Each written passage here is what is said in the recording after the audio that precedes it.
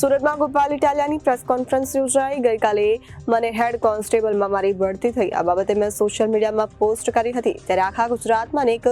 Police મિત્રો મારા સાથે જોડાયેલા છે જે પોસ્ટ વાયરલ થયા બાદ અનેક લોકોએ મને અભિનંદન પાઠવ્યા મારી પોસ્ટ બાદ અમદાવાદ પોલીસ દ્વારા જે પ્રેસ નોટ બહાર પડાઈ છે તે પાયાવિહોણી છે તેવી રજૂઆત ગોપાલ ઇટાલિયા દ્વારા કરવામાં આવી છે। સુરતમાં ગોપાલ ઇટાલિયાની પ્રેસ કોન્ફરન્સ યોજાઈ ગઈકાલે મને હેડ કોન્સ્ટેબલમાં મારી બઢતી થઈ છે આ બાબતે મેં સોશિયલ મીડિયામાં પોસ્ટ કરી હતી આખા ગુજરાતમાં અનેક પોલીસ મિત્રો મારી સાથે જોડાયેલા છે જે પોસ્ટ વાયરલ થયા બાદ અનેક લોકોએ મને અભિનંદન પાઠવ્યા મારી પોસ્ટ બાદ અમદાવાદ પોલીસ દ્વારા જે પ્રેસ નોટ બહાર પડાઈ તે પાયાવિહોણી છે પોલીસે કહ્યું કે આ સિનિયોરિટીનું લિસ્ટ છે અને આ તમામ સામે ખાતાકીય તપાસ ચાલે છે કે કેમ તે તપાસ માટે યાદી બનાવાઈ છે પણ હું કહું છું કે મારું નામ નોકરી છોડ્યા પછી આવું શા માટે હું પોલીસમાં જ છું ઘણા લોકો મને વેદના વ્યક્ત કરી છે કે 8 પાસ ગૃહમંત્રીના રાજમાં ગ્રેજ્યુએટ લોકો કઈ રીતે કામ કરી શકે છે અમદાવાદ પોલીસના અધિકારીએ પત્ર વ્યવસ્થિત વાંચેલો નથી ગોપાલને બઢતી આપવામાં આવી તે મહત્વની વાત નથી પણ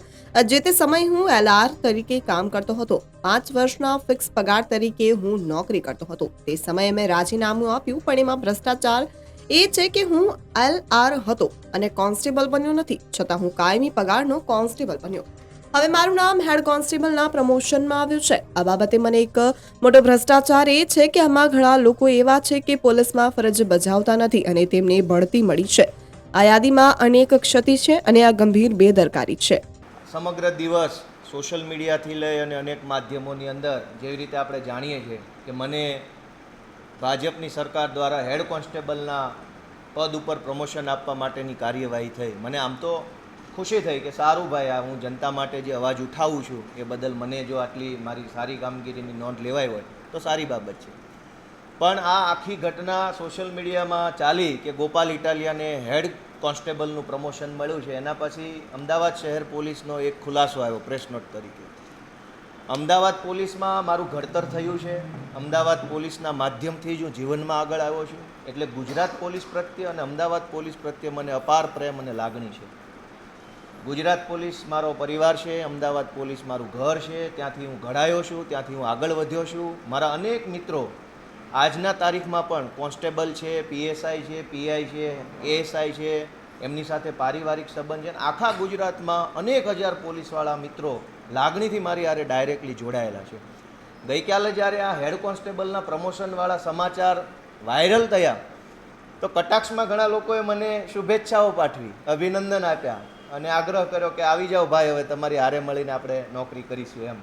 જોકે એ શક્ય નથી મેં એક મોટા લક્ષ્ય તરફ મારું જીવનનું યોગદાન આપવાનું નક્કી કર્યું છે પરંતુ અમદાવાદ પોલીસની જે પ્રેસ નોટ આવી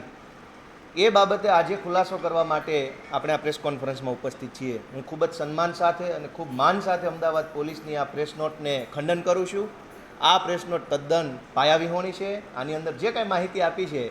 એ ખોટી અને ભ્રામક માહિતી છે એ વાત અલગ છે મને ઘણા બધા પોલીસ અધિકારીઓએ ફોન કર્યા મેસેજ કર્યા અથવા વાયા મારા સુધી વાત પહોંચાવડાવી કે ગોપાલભાઈ તમારી વાત સાચી છે 8 પાસ ગૃહમંત્રીના રાજમાં દરેક અધિકારી મનથી કંટાળેલા છે કે ગ્રેજ્યુએટ અધિકારીઓએ 8 પાસના અંડરમાં નોકરી કરવાની આવો બળાપો કાલે ઘણા લોકોએ મારા સમક્ષ વ્યક્ત કર્યો નામ નહીં દેવાની શરતે અમદાવાદ પોલીસે જે પ્રેસ નોટ આપી છે એમાં એવું લખ્યું છે કે પોલીસ કોન્સ્ટેબલમાંથી હેડ કોન્સ્ટેબલની બઢતી આપી અને જગ્યાઓ ભરવા માટે પ્રવર્તતા યાદીના આધારે વિગત મંગાવેલ છે એટલે પોલીસનું એવું કહેવું છે કે ભાઈ આ હેડ કોન્સ્ટેબલના પ્રમોશનનું લિસ્ટ નથી પરંતુ પ્રવર્તતા યાદી એટલે કે સિનિયોરિટી લિસ્ટ છે 2012માં ગોપાલ ઇટાલિયા પોલીસ ખાતામાં જોડાયા માટે એમનું નામ આ એ લિસ્ટમાં છે તો 2016માં હું મહેસૂલી ક્લાર્ક તરીકે જોડાયો હતો તો શું હવે ક્લાર્કના પ્રમોશનની યાદીમાં મારું નામ રહેશે શું હું નોકરી છોડી દીધા પછી દર 10 વર્ષે પ્રમોશનના લિસ્ટો બહાર પડશે દર 10 વર્ષે મારા નામ લિસ્ટમાં રહેશે તો આ એક ગંભીર પ્રકારની બેદરકારી છે કે હું નોકરી છોડી દીધાના 10મા વર્ષે પ્રમોશનની યાદીમાં મારું નામ છે